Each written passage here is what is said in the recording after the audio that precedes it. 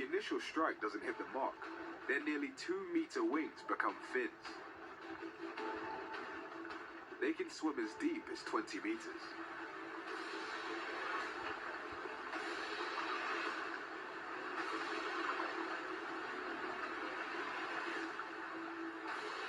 Diving deeper to escape the aerial onslaught, the sardines now face a larger problem.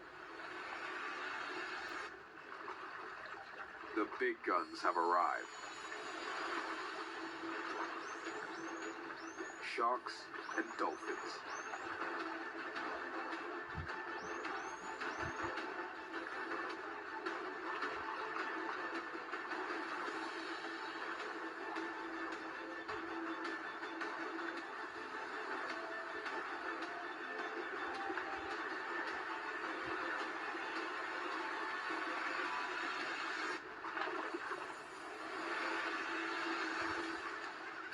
The scent of blood and fish oil catches the attention of yet another silent killer. Cape fur seals. The glittering sardines are fast, but not quick enough for these sleek, lithe aquanauts of the deep.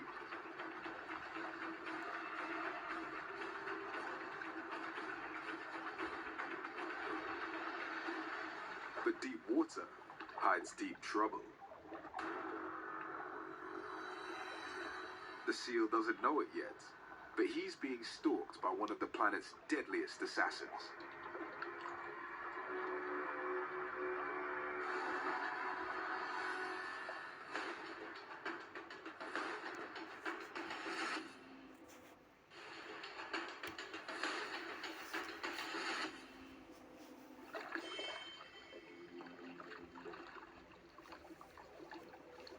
A great white shark.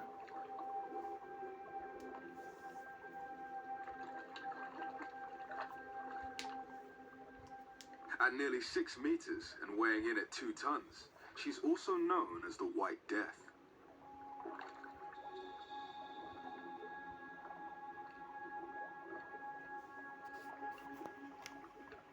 Special sensors on her snout pick up electrical pulses from muscle movement, as small as 1/1,000,000th of a volt.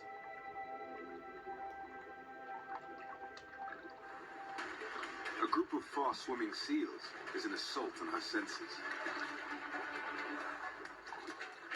Seals have superb underwater vision, helping them spot prey or predators.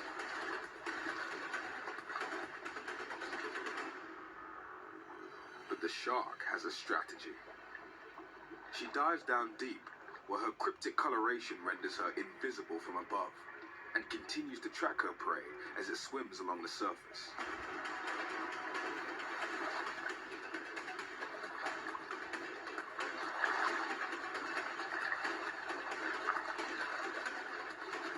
Until it's time to strike.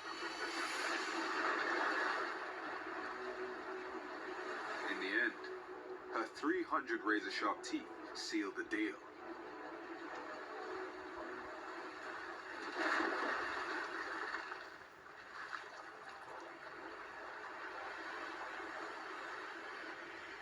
Great white sharks may be solitary submarine specialists, but back on land, another assassin relies on some unlikely allies when hunting. In the woodland savannas of South Africa, the southern carmine bee-eater has a foolproof strategy for finding food. For these small insectivorous birds, it's as simple as knowing who to follow around.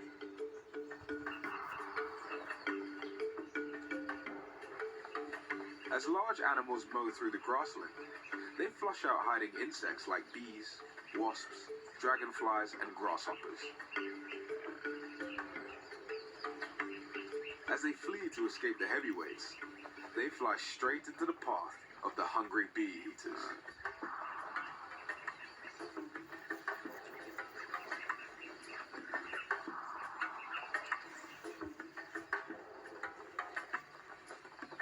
Lightweight and perfectly streamlined for hunting on the wing, they are fast and agile insect assassins. and to dispatch prey armed with weaponry of their own, they use a specialist technique. Violently bashing the wasp against a hard surface not only stuns it, but also helps the bee-eater remove its venomous stinger and flush out its toxins.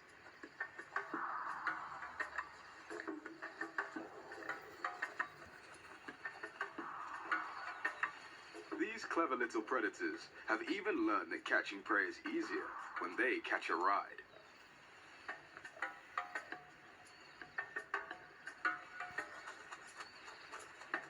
This warthog now doubles as a mobile perch from which to hunt. The bee-eater's host may not derive any benefits from piggybacking these birds around, but most take it in their stride. As the summer draws to a close, the southern carmine bee-eaters leave South Africa behind, migrating north to breed along Zambia's Luangwa River.